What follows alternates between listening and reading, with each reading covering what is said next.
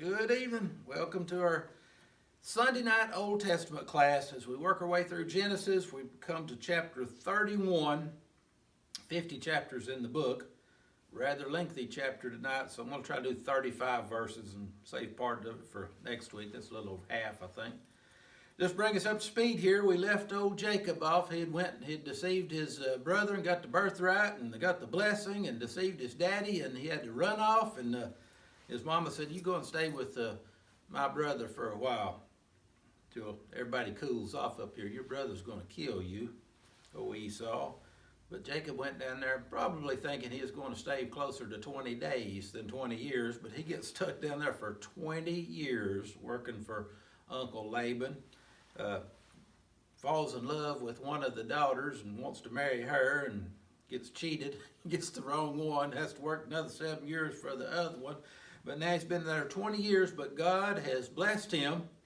He's, remember the chapter last week, he was making the deal with Laban. He was going to go home, but Laban says, "No, you tell me how much you want and I'll continue. You work for me, we'll work out a deal." And he said, "Well, okay," he said, "I want part of this herd. I'm going to start building up a herd for myself. All I'm doing is making you rich." So Laban says, "Okay, what do you want?" And he said, "Well, I'll take this particular markings on the animals, ring streaked or spotted or whatever." And whatever the deal they made, all the cattle pretty much was being born that way. And then they'd change it and they'd be born the other way. And Laban, boy, he's getting upset. Now that brings us where we're at. He thinks old Jacob's tricking him somewhere. And I told you last week, you can try that, lay them peeled poplar sticks in front of the water trough, and it's probably not going to make any difference for you.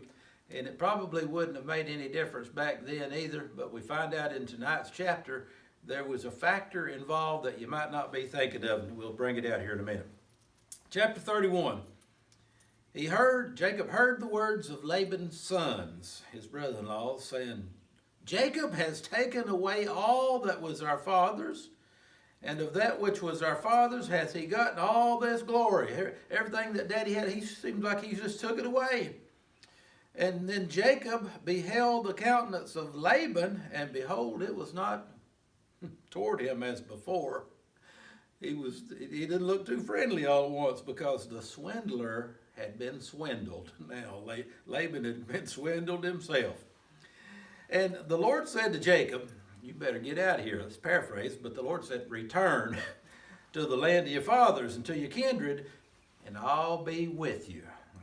God says, "You're not leaving me here. I'll go with you. I'll be with you." And Jacob sent and called Rachel and Leah to the field to his flock. Now he's having a meeting with his wives.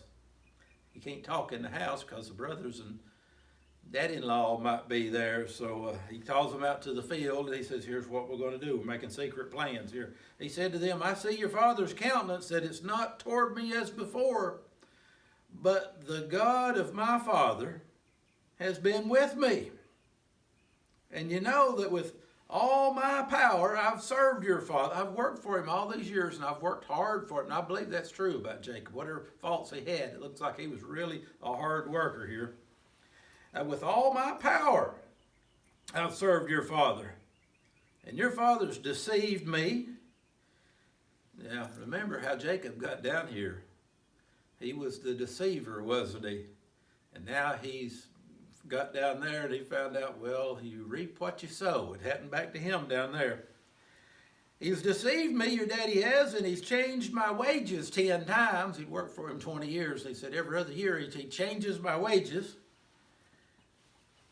"But God," that's the theme through the whole Bible. Sometimes when you can't figure nothing else out, you think, "But God." The things that are impossible with men are possible with God. "But God allowed him not to hurt me. If he said thus," if we made this deal, Jacob said, "the speckled will be your wages, then all the cattle bear speckled. And if we made this deal, if he said thus, the ring streaked will be your hire, then bear all the cattle ring streaked. Thus God's taken away all the cattle of your father and given them to me." See, there's that factor I said we didn't figure in the last chapter. How'd them sticks make them do that? They wouldn't have. But God did that. And Jacob recognized that, said, "It wasn't me took his cows away," said, "God did that. And it came to pass at the time that the cattle conceived that I lifted up my eyes," and he said, "I had a dream. Now remember, this journey started with a dream. First night away from home, Jacob laid his head upon that rock, and he dreamed a dream, and he saw God. It's Jacob's ladder, right? And it came to pass that the cattle conceived. I lifted up my eyes, and I saw in a dream, and behold, the rams which leaped upon the cattle were ring-stretched, speckled, and grizzled. And the angel of God spake unto me in a dream, saying, Jacob? I said, Here am I. And he said, Lift up your eyes and see all the rams which leap upon the cattle are ring-stretched, speckled, and grizzled. For I've seen all that Laban does unto thee. See, God always sees, don't he? God sees how he's been treated and how Laban's been treating him. And the angel of the Lord spoke to him and said, I am the God of Bethel. Bethel's where he met God that first night away from home. Bethel, house of God. He put up a rock and anointed it and called it Bethel, right? I'm the God of Bethel. Where you vowed a vow unto me. Remember Jacob said that? God, if you'll do this, and then I'll serve you, and I'll tithe to you, and I'll do all this. If you do that, and you keep your end of the bargain, God's now holding him back 20 years later. Say, remember that? You vowed a vow unto me that night. Now you get up from this land. God's done his part. You return to the land of your kindred. And Rachel and Leah answered and said unto him, Is there yet any portion or inheritance for us in our father's house? We're going to get out of here. But said, you know what? Do we have anything? Is Daddy going to give us an inheritance? They're going to say, no, because we're counted of him. Are we not counted of him as strangers? We're his daughters, but we're just like strangers because he sold us. He did that, didn't he? He sold both of them to Jacob for 7 years' work. And he's quite devoured also this money. He got that money for us, the girl said. Now he spent all it up. For all the riches which God's taken from our father, that's ours and our children's. He said, Daddy's not got anything left. And said, that wasn't just Daddy. Said it was ours and the grandkids, and it's all gone. Now then, whatsoever God said unto thee, do it. They're telling Jacob. 17. Then Jacob rose up and he set his sons and his wives upon camels. They're getting ready for the long trip home. And he carried away all of his cattle. It's a real cattle driver. All these sheep and goats everywhere, and he's having to take with him. And all his goods which he had gotten. The cattle of his getting, which he had gotten in Padan Aram, for to go to Isaac his father in the land of Canaan. And Laban went to shear his sheep. And Rachel had stolen the images that were her father's. Remember, old Laban, he didn't serve the true God. He worshipped images. Now, this was a dumb thing that Rachel's done. She says, I'm going to take what's mine in here. And says, I'm going to always like them little trinkets Daddy's got. It was his gods. And she stole them and took them with her here. And Jacob stole away unawares to Laban the Syrian. We've got a word for that in this part of the country. We said, they just slipped off. He just slipped off. He told him not that he fled. So he fled with all he had, and he rose up, and he passed over the river, and he set his face toward Mount Gilead. He's going home. And it was told Laban on the third day, he's done been gone 3 days, and somebody says, we ain't seen Jacob in 3 days. All his stuff's gone, his cattle. He's fled. 23. So Laban, he takes his brethren with him and pursued after him for 7 days. It took him a week to catch up because he had a 3-day head start. And they overtook him. It's traveling twice as fast as him, I guess, if you do the math there almost. And they overtook him in Mount Gilead because he was driving a bunch of cattle, remember. God came to Laban the Syrian in a dream by night and said unto him, Take heed, you be careful now, that you speak not to Jacob either good or bad. You be careful what you say to him, God's telling him. Then Laban overtook Jacob, and Jacob had pitched his tent in the mount. And Laban with his brethren pitched in the mount of Gilead. And Laban said to Jacob, What hast thou done, that thou hast taken away, you've stolen away unawares to me, and carried away my daughters as captives taken with the sword? Just like you come and stole my kids and carried them away. Wherefore didst thou flee away secretly and steal away from me, and didn't tell me, that I might have sent you away with mirth and songs and tabret and harp? We could have had a big going away party for the family. Now remember, this is Laban. You can't really trust him anyway. But he might have been. And you've not allowed me to kiss my sons and my daughters. You've not even kissed my grandbabies by. You hast now done foolishly in so doing. And Laban goes on and said, It's in the power of my hand to do you hurt. I think it's in the power of his heart and mind to do him hurt too. But there's something restraining him. Laban says, it's in the power of my hand to do you hurt, but God, but the God of your father spake to me yesternight, saying, take thou heed that thou speak not to Jacob either good or bad.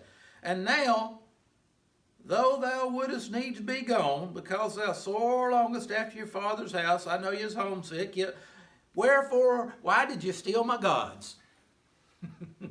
Now, you and I know that if your gods can be stolen, they ain't much of a god anyway. But Laban said, why did you steal my gods? And Jacob answered and said to Laban, he's answering the first question first, why did you steal away?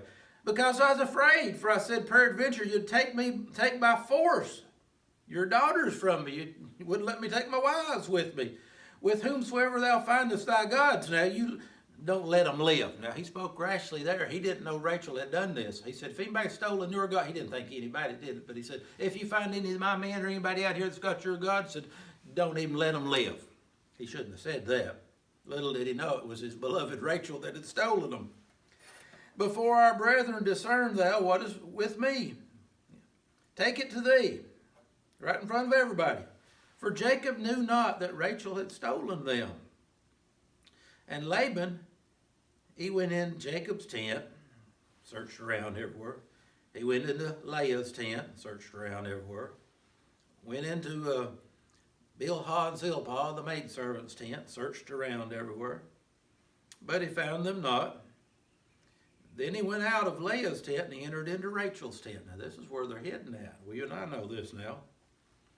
Now Rachel had taken the images and she put them in the camel's furniture. I think we'd probably say it'd be like the saddlebags on the horses. Or seemed like I read something one time, and you may have even seen them, a saddle for a camel.